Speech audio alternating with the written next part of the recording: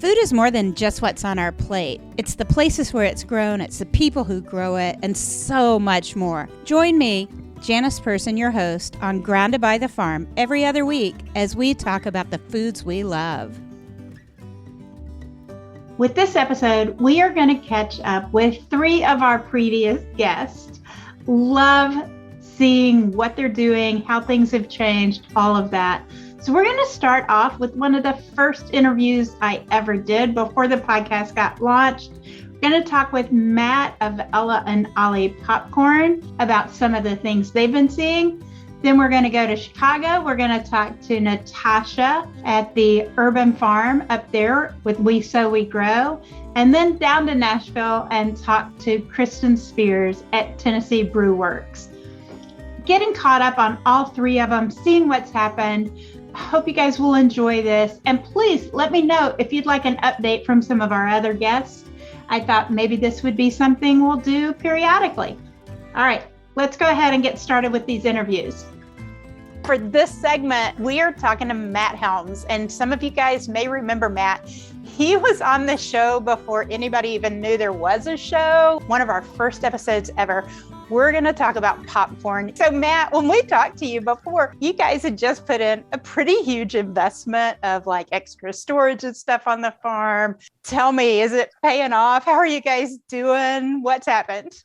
Well, Janice, it's great to talk again. I remember the day we were driving over to the farm fall 2 years ago of 2019, and it was a windy, cold day, and we were out there checking everything out. It's been quite the journey, very fun, lots of hard work. You know, as we talked about, we're a local, small little business here, but we're really trying to do this the right high-end quality way. So we invested our own grain bin storage system so we can monitor and get the moisture just right for popcorn. That is the number one most important thing after the variety selection to make sure you have high quality popcorn. So looking back, it was a great investment. I'm glad we've done it because we can take control of that piece to make sure we're delivering high end quality popcorn to our customers. Yeah. So when we did that, you had a mushroom and you had an heirloom that people like me would like. So the mushroom is used for like flavored popcorns. So now are you still with those 2 varieties or what are you doing? Well, it's no, we're not. We're growing. You know, you can't do everything, but if what we really do is try to listen to our customers, you can't serve every single request, but you look for what are the common themes. So we've grown from that signature heirloom popcorn and one mushroom ball-shaped popcorn to adding in a really nice white popcorn, something we've been wanting to do even at the time we first visited. But it took me a while to find the right quality white popcorn. And what I mean is white popcorn tends to have a little less hole and stuff that gets caught in your teeth. But the popping volume is quite a bit less usually. We found one that we just really love, and we actually grew quite a few acres of it, and it's growing very nicely. We added a second mushroom for gourmet shops, and then we have a modern butterfly for movie theater customers. So we actually now have 5 varieties of popcorn, Janice, that we're utilizing those grain bins to store and get just right.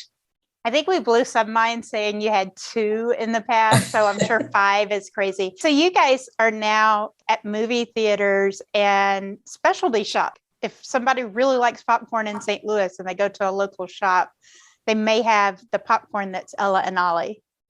Absolutely. You know, we had a fun little experience where we had a radio station, 2 radio stations that were interested in our little popcorn. And they rated us compared to other popcorns, the best popcorn in St. Louis, which was really cool. And we are now in, I haven't added it up, but I think we're close to about 100 different locations between gourmet shops, one local grocery store, Deerberg's here in the St. Louis area, and then several specialty shops as well as movie theaters. So, and then of course we do have direct sales online, which is very popular these days as well. I also want to mention, is there another grocery store that you guys have?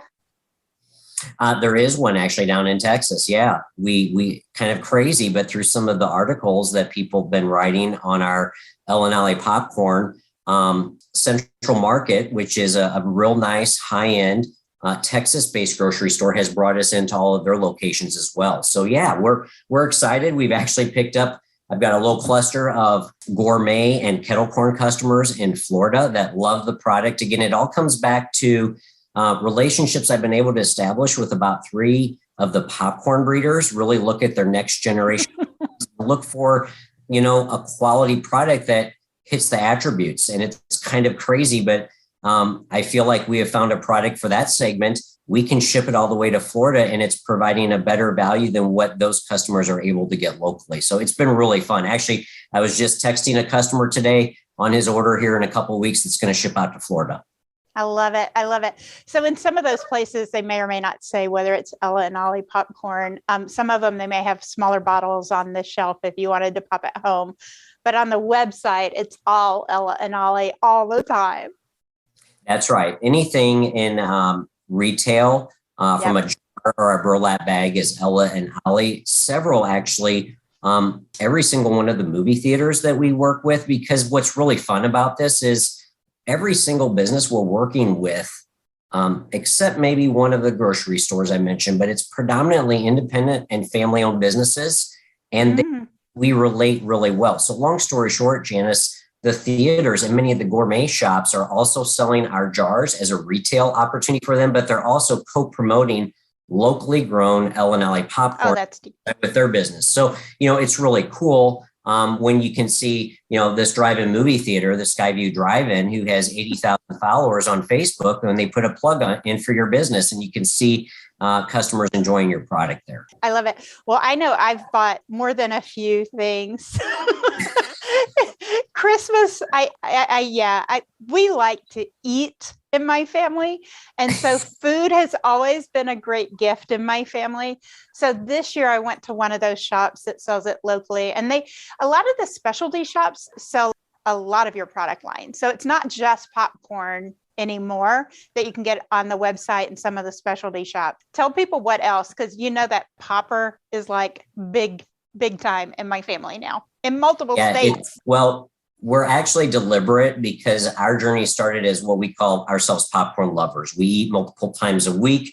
It can be a meal. We play around with different seasonings, oils, and recipes. We make it as an appetizer on Thanksgiving. And there's several others that are what we call popcorn lovers or popcorn aficionados. Even popcorn junkie is what someone told me. But one of the things through, again, interacting with customers and potential customers is having that experience is honestly how we got started. I grew up eating popcorn with my grandpa Oliver or Ollie. And our family, my wife Michelle and daughter Lily Ella, that's what we do. It's a cherished time. So it's all about that experience. And as we thought about how we're doing things and we listened to some of our customers and like, oh, you should really look at this. We decided, well, let's add some cool experiences called some infused olive oils and some neat seasonings. So my wife, Michelle, actually took that project on. And again, we looked at a wide range of options. We work with a small California farm family on the olive oil products, and then locally infused to deliver a very high end. And there are differences in olive oil, and we didn't go the cheap route. And we have a garlic jalapeno and a butter infused olive oil. And we have 5 customized seasonings that we've created for Ella and Ollie as well. So, we have the microwave popper. If you're a popcorn junkie, but you want convenience and you want to put that in the dishwasher, we got that, or you can use the stovetop too. One of my nephews really has the jalapeno olive oil. He's liking that one. We really like the spicy flavoring that you guys have. I don't know what it is, but it's different, right? Butter flavor seems like something we have a lot of, right? Like butter flavoring on popcorn seems so normal. But then there's also some sweet ones like a cinnamon sugar. So we've played with every one of the flavorings in my family. We had about 15 seasonings, Janice, and we actually reached out to some customers that had been repeat customers over time. And we either mailed them or dropped off and labeled things. And then what was great is they sent us pictures, scorecards, and videos, and we had them described. So literally we're getting text messages and emails of their feedback. And honestly, that's how we came to the final 5. What's always fun with this, especially when you're working with your spouse here, I'm always wanting to do more. Michelle's good at keeping it realistic and focused. And I think we came to a really good happy medium. We really like these 5. We may tweak something, 1 or 2 little things in 2022. There's an Italian seasoning one that we wanted to go with as well, but there were some packaging constraints. So yeah, we're really excited and getting really nice feedback from retailers and consumers. Folks can always find you on Facebook, but the website is Ella Ollie Popcorn.com. That's right. And they can check out everything you have there. If you're in the St. Louis area, you can find lots of local stores that you could go to and kind of shop in those stores.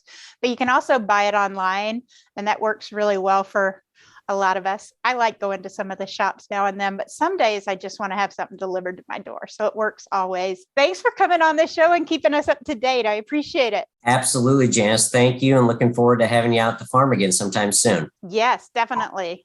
When are you going to be planting? Well, we'll see what happens. They're saying it's going to be a wet March. That's what the forecast is, but you never know. Hopefully, we usually plant a few other crops before popcorn. We like the soil to be a tad bit warmer, so probably late April to early May. All right. I'll try and make it out then. Thanks, Sounds Matt. great. Take care. For this part of the show, we're talking to Natasha Nicholes, and some of you will remember she does We Sow We Grow and has a great urban farm, community gardening kind of effort there in the south side of Chicago. It's been 2 years since we've talked to her on the show, though, and she's had so much going on that I keep up with it online, but I'm afraid some of you may have missed it. So I wanted to talk to her about 2 big areas. One is the physical property side, and the other is sort of online education and really cool community building she's been doing. So, Natasha, where do you want to start? Oh, let's start with the land. That's the harder thing to talk about. The community building is the greatest aspect. When I was talking to you before, you guys live on the south side, and there was some land right across from you you've been using. And quite frankly, it was pretty limited, right? Like, I know you're still using that land, but you want a bit more. So tell me where you are. We always want more. We are currently still on that land. It's about a 1/4 acre. And we are working now with Paul University to make it more efficient than what I did when I first started. Because of course, when I first started, I was just gung-ho about it. There was no formal training. And then I got the formal training. And now we got to go back and fix all of the things that I didn't do properly. So we still have that land, and we're looking to acquire 3 more lots. And one of the larger lots will be where our production farm will hopefully go. We'll do a learning space, and then we'll have a play space for the kids to happen to come with their parents who want to volunteer, because kids, their boredom hits real fast and they lose interest in stuff quickly. So we want to have a space where they can still run off that energy and their parents don't have to leave. So that's where we are right now. And if you've been following, we want to acquire a firehouse, and there are parts of me that wants to start like a mini online campaign to get the city of Chicago's attention. But then, I also don't want it to blow up in my face. But it would be perfect, because that firehouse has everything that we need, including a kitchen that will be up to production standards, office space, and then feed starting and gathering space for the community. So keep your fingers crossed for us. That if we don't get that, if we don't get that, we get something comparable to it. But I still really, really want that firehouse. So you have a few lots now. Just like percentage wise, what kind of growth on the footprint are you looking for? Oh gosh. Right now on that 1/4 acre, we have 37 beds. That is not using it wisely at all. We'd like to probably double the beds in that space, because we can, and then use a lot more vertical. So I would say that we're probably at about a 45% proper usage of it, but we want to also add large scale composting. And then we got to get our chickens back out there, because chickens backyard, they're cool and all, but I like my backyard space. And I know, for a lot of home growers, They want you to use every inch for growing. I actually want to use my backyard for gathering space, and the chickens have to go, but we need to be able to keep the chickens. So we want to put them back out there, and they'll probably take up, that's not, I don't think that would be even a 10% Yeah.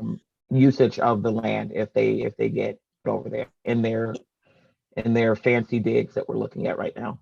So are you looking at increasing the number of foods you're growing, the different crops that you're growing? Or are you Absolutely. looking like you need a lot more tomatoes, you need a lot more watermelons, you need a lot more peppers, you need all the things? Yes, and we want to be able to grow what we have been growing, because we currently I think currently we grow about 45 different foods. Wow. Which is a lot, but It is. you know how I am. It's like, yeah, that's not enough. That's not enough. But I'd like to be able to grow the same number of crops just in a larger scale, so we can start a community sourced agricultural box and start getting that what we grow out to more people, and have more support for the farm. That sounds great. And that really does kind of get into the other piece, right? Like one of the things you're talking about is wanting this building. Then you have a place where you can gather with people for some of the on-site education. Right now it's all outdoors, which is great at some times, but there's so much planning right and stuff in the winter that would be so nice to be able to do, as well as sort of seed saving and seed exchanges. And that's why a building could be so amazing for you guys, right? Correct. And I the last podcast that I did, I was telling someone we connect the community through food. It's not we use food and connect the community, right? We connect our community through the food that we plant. And even with getting that building, we'd still be able to have other community things that aren't necessarily ag focused, but we'll use whatever we grow to kind of serve to them as they're gathering in our space. Like we'd like to have, music for the kids and caretakers, or story hours that may have ag background, but we want to be a resource within West Pullman and the city of Chicago as a whole, because it's important. And when we did our podcast, our interview 2 years ago, we started the farm because we wanted to be able to connect to our neighbors, and we wanted to be able to know who lived in the neighborhood, and also introduce them to the new folks that moved in, which was us. And I miss just being able to go into people's houses. Now, if you do that, you're liable. You're liable to get arrested, and the kids can't do it like we did. We were running outside, in and out of people's homes, and getting yelled at for coming in too much from playing. And now we don't get to do that. And I need that community feel again. And I need us to be connected, and to watch out for each other, and honestly be concerned. And if we can do that, then we're doing well. That's awesome. And I do think COVID has put people at a place where they're so worried about some of that. So this outdoor space is fantastic, but also the ability to gather is beginning to come back. Mm-hmm. And I think people may be wary of them doing it at their homes versus going someplace and coming back home. So great all the way around. So now should we talk about the online education and community? Sure. So the We Sow We Grow group on Facebook has been huge. But when I talked to you 2 years ago, you had never done a conference. No, we hadn't done it. I don't even think you had talked about it. No, I wasn't even thinking about it at all. And I think you came the week before my brother had his car accident. That's when you were here. So all was right in my world, right? We were happy, we were frolicking around, we were eating bad pizza. And then a week later, my baby brother had a car accident, and then he passed away because of complications from the accident, and my entire world turned upside down. And I needed to be able to still focus on the work that we had been doing, because he was helping me kind of plan. And he got super excited about where the nonprofit was going, and it was really, really neat to see my baby brother like break into a smile, or recommend me to his friends who were trying to grow food at home, and that he trusted me. Like, there's a lot of pride in that. I remember, I yes. remember him saying, "Well, you ought to see what my sister's doing down in Pullman." Yeah, yeah. It was wonderful. And that year, the bottom fell out, and I had already planted. I think by the time you got here too, we had already planted half of the farm, and after that, I didn't want to do anything. So it was up to my husband and my children to kind of help keep the momentum going on the farm. And the next year, the pandemic hit, and we were trying to figure out how to keep the community involved, even though we were still a virtual community. Like, that's how we started out. It wasn't that they were gathering, but I needed a way to keep them involved and to not teach everything, because my brain and my heart and my energy just wasn't there from grieving and all of that other stuff. So I told my husband one day, I was like, we're going to have a summit. And he's just like, what? Of course you are. Natasha, what? I said, and this was in July. And I was like, and we're going to have it in September. And he's like, what are you talking about? And we pulled it off. And we had about 50 plus people attend. Yeah. Over the weekend, and we had a couple of technological difficulties, but it went well, and it was really good information. Really good information. And that also let me know that everything does not need to be Oscar worthy in order to hit where it needs to hit. You know what I mean? When you're trying to figure out how to draw a map of your garden, whoever's doing it doesn't have to be Viola Davis or Meryl Streep or whoever. At all. And that went well. And then the pandemic went into its second year, and I was like, I don't know if I want to do this again. And sure enough, I said, okay, we're going to do it again. And it went off bigger and better. So we finally got a space where we could share. We connected with so many new people in the growing space. And now people are asking again. Yeah, they want to know if we're having it again. So yes, it will be taking place in October of this year. We promise, and it will set you up for the growing season for next season.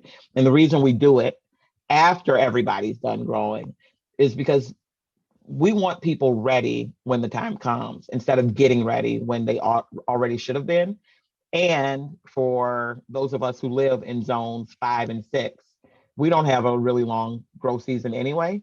And all of the wonderful people who live in 8, 9, and 10 do. So in October, that's a perfect time because they can still be growing, and it just works. And it's just nice to be able to connect to people that way, and to see so many growers of different spaces and areas. So the conference is that one time of year, but you're looking at doing more things every month, right? Correct. You've got a new thing coming now. Yes. So we're trying to offer workshops every week to keep people on task with their growth schedule, so they can jump in wherever they need to. I tried to stay away from having any type of paid service, but we did move to a paid platform where for $15 a month, you get access to a workshop a week at least. And then if you don't want to join the platform, you do got to pay for the workshop. So you can pay separately, and it's obviously more than $15 a month. So the smarter thing to do would be a monthly member. And we're making sure that we kind of hold the hand of growers. And our plan for the future is to actually have more intense modules. So if somebody wants to become a market grower, or they want to start their own urban farm or community, it'll be another platform that they can go on. So those will be our specialty growers. And we're still trying to figure out what that charge would be. But I saw the conversation that went on about whether or not people growing their own food would be sustainable. And I hate that it's become a small growers versus, the farmers of America. And when we think of farmers of America, we always think rural, right? When there's a place for everyone. Oh, absolutely. I mean? Space for everybody. It shouldn't be an us versus them. It should be, hey, we can absolutely do this to help alleviate some of our grocery bill, or give us access to fresh food and produce because we don't have a grocery store that does. Yeah. And, shame on America for that, right? Instead of, I'm going to grow all of my food and, the large scale farmers are crap, because we know that's not the truth either. And vice versa. Urban farmers aren't, I'm definitely not trying to be a commodity farmer at all. I don't want to do it. I don't like waking up. And there's no way I'm waking up at 4 o'clock in the morning to do anything. I'd love to be able to ride in a combine, but we don't have the space to do it. So, I'm not trying to take that job at all. But we need to understand that there's space and a place for everything that we all do. Well, and there's a certain amount of power to knowing how things grow and correct. how food is produced for each of us. I mean, I grow the most expensive tomatoes in the world in my yard because the squirrels get half of them. And God knows I probably I have to plant more seed than possibly needed to make sure I actually get them and things like that. So I think for me, gardening is not necessarily a way to really feed myself. It's a good way to get some good tomatoes now and then. And correct. For me, it's also a really good reality check on how much work is involved. So maybe I reduce my food waste at home a little more and some of those kind of things. So, and I know you guys talk about all those kind of things. And we're doing a composting series this year because I do want people to start, understanding how rich and necessary and good compost is, and how you can help do that regenerative growing and not have to become a full-blown hippie or live off grid or any of that if you don't want to do it, right? If that's your gig, go for it. Yeah, more power to you. But some of us do like and are okay with having electricity and not having to work so hard.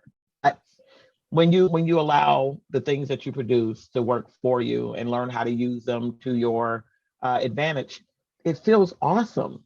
It feels awesome. And, I think city folks get a bad rap sometimes. Like we aren't able to survive without, the luxuries of life. And it's nice to be able to do both, to be able to do both, and then to help people be okay with being able to do both and finding that it's not one better, one side better than the other thing.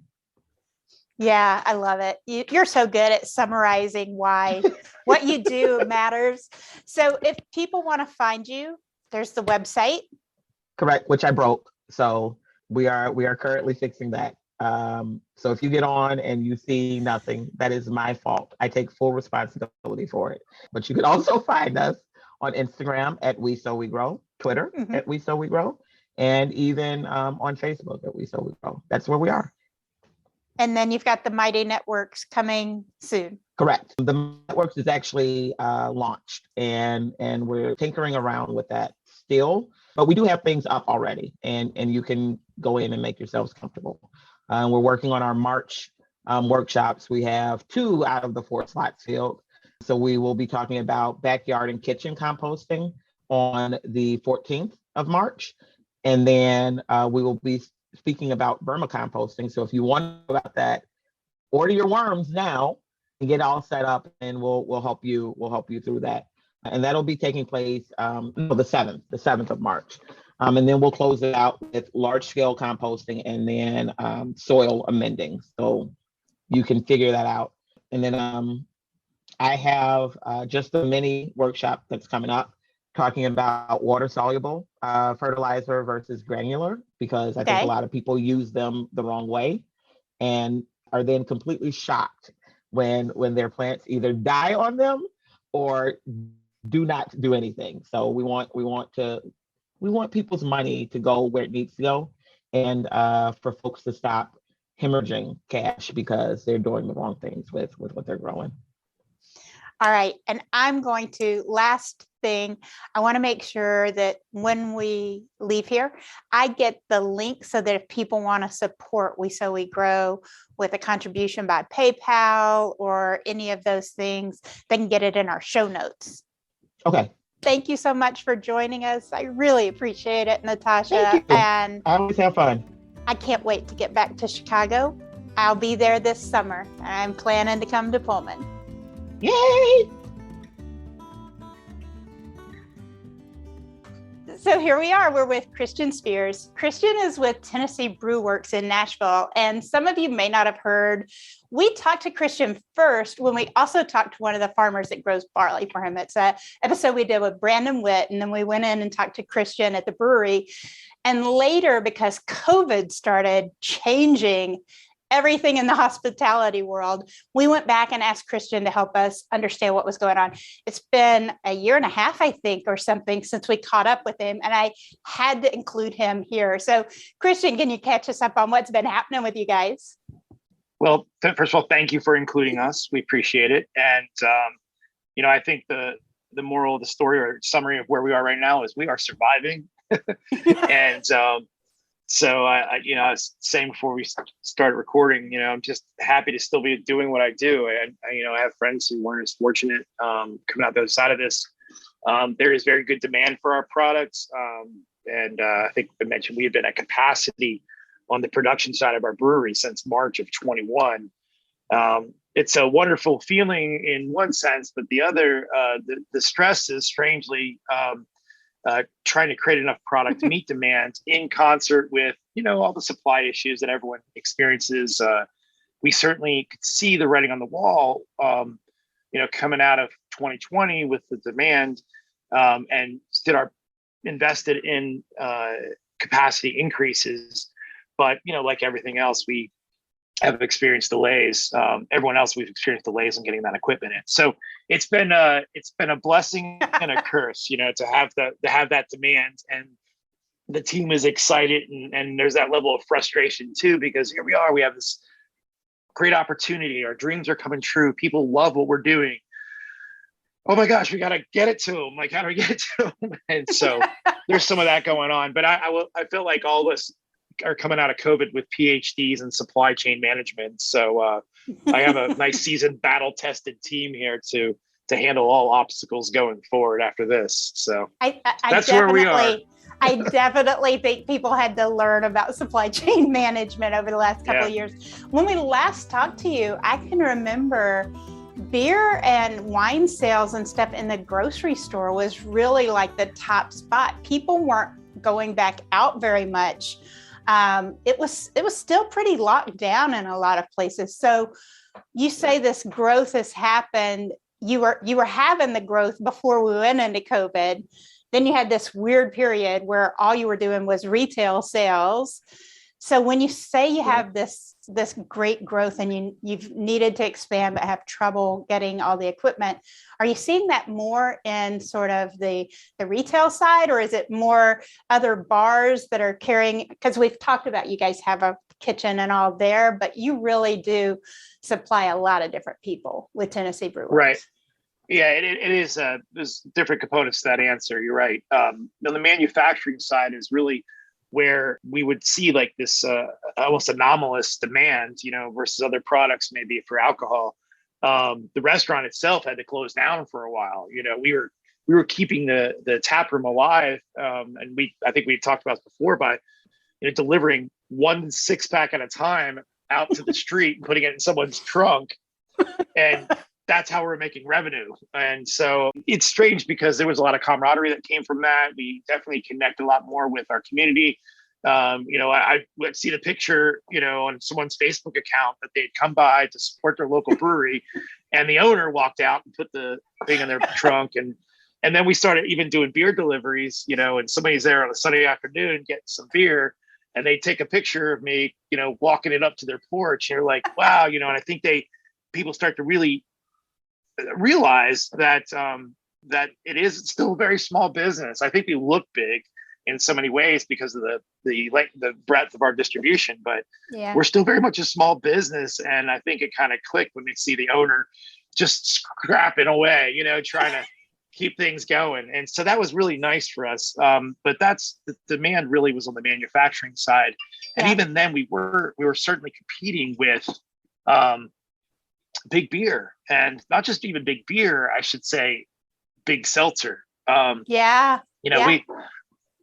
We shared a distributor with Truly and White Claw, hard Oh, wow. seltzers, which, I mean, my mother was drinking that and I couldn't stop. I mean, the wave of spiked seltzer climbing during the shutdown was unbelievable. And so while craft breweries did experience good demand in their what they call off-premise sales, the grocery stores, the convenience stores, we were fighting for that space with big organizations with a lot of influence over the stores. So you just see the hallways at the grocery stores packed up with more product because they were just trying to stay in front of demand. And you would notice that the craft breweries were pushed into the corner and a little harder to find. So we did all right. We definitely saw demand, but it was a different dynamic, and there was some kind of specific issues that coincided with that environment. And then, of course, most craft breweries, small ones, majority of our sales come from what's called on-premise, which is bars and restaurants, and they were closed. So the manufacturing saw this demand for off-premise sales, and then a massive decline in on-premise sales. But we had these pockets, in East Tennessee where we were up double digits, in 2020. Nice. And that was after being up triple digits in 2019. And, so there was just these bright spots, and, we had to really focus on those bright spots, to keep ourselves, feeling okay. But that period was, did create a lot of camaraderie that followed us as the market opened, and that camaraderie between just our team, who was in survival mode, but with the community itself. So when the tourists started coming back in 21, the locals didn't stop coming. And so overall, we had an awesome 21 in both the manufacturer and the retailer, the tap room. Awesome.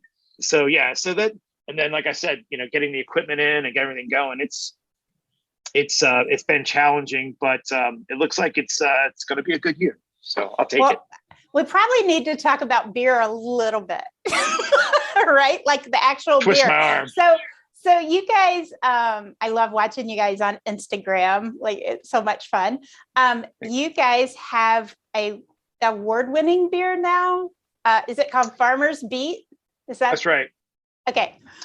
So, we've won awards before, but this one, where is it? I mean, it's got I might a local. I might have it handy, Oh, he's got a gold. Yeah. He's got his medal on. So it's from the Great American Beer Festival, and this is one that connects directly back to a local farm, though, too, right? Like a Tennessee farm is engaged in this. I couldn't have handpicked a better beer to represent what Tennessee Brew Works. It just was awesome. This one was particularly special because the Great American Beer Festival is the biggest beer competition in the world. It had the most entries in the history of the competition, and our category had the most entries in the history of the competition. And then cherry on top, it was a beer that was made in partnership with Hank Delvin Jr. So Delvin Farms provided us with beets, and we made a beet farmhouse ale called Farmer's Beat. It's spelled B-E-A-T, double meaning. And I mean, wow, it was beet red. It was made with real beets, all natural coloring and flavors. Our adjuncts were actual beets that he handpicked.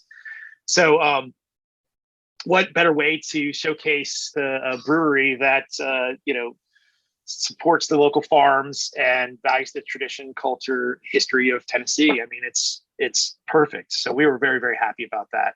And I think Hank was digging it too, it's kind of fun. Farmer's Beat. So what are the beers that you have right now that are kind of going to be coming out or that are currently available that are kind of exciting? So we actually have a beer that is coming out in cans for the very first time. By the way, one of the pieces of equipment that we bought was a 2-in-1 bottler canner. So we can do all these different types of offerings for our beers. And today we're actually taking our number one beer and we're putting it in a can and we're releasing it out to the world. So this is the Hippies and Cowboys IPA. The face on it is actually Tim Shields. He works for me. And he actually looked like that when we made that photo. We took the photo. So that is not just a rendering. It's a rendering of a real person who looked like that at the time. He was very proud. we like to reward our team for sticking by us. And we like to honor them by giving them the option to be on a beer label. Yeah. And he took it. He was very proud of it. But then like 2 weeks later, he shaved off the chops. So I don't know. I don't know why he did that. And then, so we've worked on him every once in a while. We can get him to grow I'm back going to out. have to put this photo on the blog so people can see it. No, he's a real person. Yeah, he's awesome. He was actually did a lot of acting work prior to joining our team, and he has run East Tennessee sales and marketing for us. And he's a great guy. And so, Hippies and Cowboys. Hippies and Cowboys IPA, and this beer is over 50% of our sales right now, so we're pretty excited. And then, actually, I got another one for you. I got our 1927 IPA. 1927. Yeah, 1927 IPA, and we just released this in cans as well. So Hippies and Cowboys, let's go back to that. Hippies and Cowboys, the name came from every year for a weekend, the whole town thinks they're cowboys. CMAs, fanfare. And everyone's got cowboy boots on, jean shorts, cowboy hats, and whatever. And every year for a weekend, everyone thinks they're a hippie, Bonnaroo. And often they're in the same weekends. So this whole town absolutely explodes with these two cultures, and we're on the edge of downtown, our brewery. Yeah. So it's pretty funny. And so this name is basically it's so perfect. It's so Nashville. Yeah. It's so Nashville, but this one is actually meant to be so Tennessee. 1927. Oh, it's the birth of modern country, the Bristol Sessions. Oh, the Bristol. Yeah, so Sessions. July and August of 1927, Ralph Peer basically took a lot of folk singers and brought them into the studio and laid down some tracks. Jimmy Rogers, the Carter family, called it the Big Bang of Modern Country. So it honors the Bristol, Tennessee, the Bristol Sessions, and the birth of modern country. So it's just a big old awesome IPA, and it does very, very well. And people are pretty excited to see it in cans now too. So those are old offerings and new package. So it's kind of neat that you guys have the staples that go year after year, and then you have these seasonal. And so Farmer's Beat was sort of a special beer, a sort of seasonal beer. It was. So it's we do it every other year. Yep. And it kind of takes a long time to make. We like to cellar it for a little while. When the beets come out, they're super earthy. And then what happens over time, they transition to much like a red berry.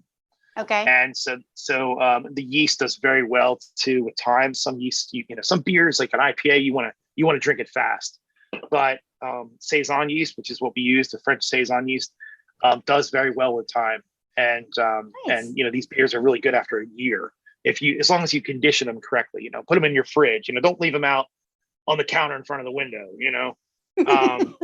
But yeah, so this beer did very well, and we brewed a lot of it and we cellared it. So of course it wins this medal, and good luck getting it. It was gone in a heartbeat. We actually had people coming in our tap room trying to buy it because they said they were shipping people all over the country who had asked for it. It's pretty cool.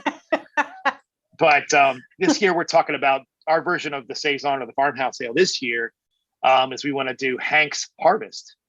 So again, it's a nod to Hank and the Delvin family. Butternut Squash Farmhouse Ale. So it's our answer to pumpkin beers. Is that the fall beer then? Yeah, it'll be the fall beer. Yeah, it's got to time well. And the reason why we're probably going to do it is Matt wants to make sure he gets the right ingredients. Crop's got to be good. Matt's the head brewer, and he does not play when it comes to the ingredients. He does not play, and look, I know my role. I'm the CEO of the company and so forth, but he has, he's final cut, as they say, on the beer. Yeah. I might need something out, but if he says the beer's not ready, it doesn't go out. And so that's a little QA thing from our stamp side, to make sure that the beer is always the best quality. But anyway, yeah, so the special release in conjunction with something like Farmer's Beat would be Hank's Harvest this year. Very looking cool. forward to that. Very cool. So if people are traveling around Tennessee, they should look for Tennessee Brew Works. They can always ask at a bar, yes. Right? Yes. Especially if they're in Nashville. They're like right in your backyard.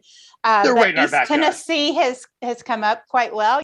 Yeah, we East Tennessee has been very, very good to us, particularly Knoxville, Pigeon Forge, Gatlinburg. You'll see our beer all over the place. It's been great. You'll see some of it in the Tri-Cities a little bit, Cleveland, even down to Chattanooga, even Tullahoma. But actually, when you go west, really Clarksville, we have a nice presence there, but you really aren't going to see us in Jackson or even Shelby County at all at the moment.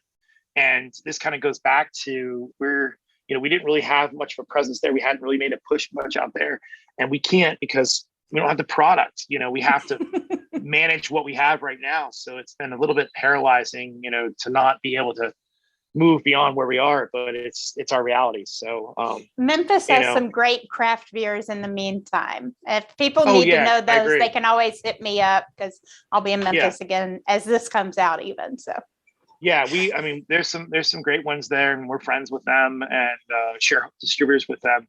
We just can't send our beer there right now until we increase the capacity within our building. So high class problem, right?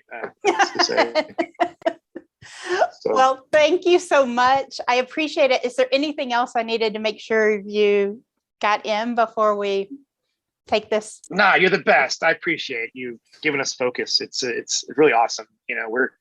We're fighting a good fight. I think the wind's at our back right now. It feels good, but we always could use all the help we can getting the word out, and bringing people to our place and trying our beer. So thank you. Appreciate it. And that's a wrap for this 3-part episode. Is that what we're going to call it? I guess. Thank you so much for all of you guys who've shared previous episodes with friends and family, recommended us to other people. We've been really excited. We broke into the top 100 in food podcast a couple of times recently, which is a massive bit of growth for us from where we started. So thank you so much. Don't forget, you can always find us on social or on the website, groundedbythefarm.com. We'll talk to you soon. Bye.